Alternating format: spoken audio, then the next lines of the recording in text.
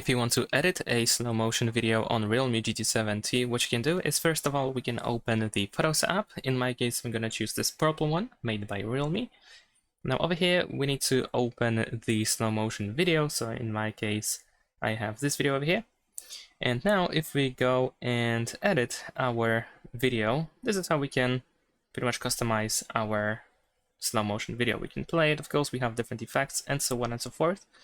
However, it seems that it is not possible to adjust the slow motion effect because the slow motion effect is pretty much applied on the whole video instead of just part of it.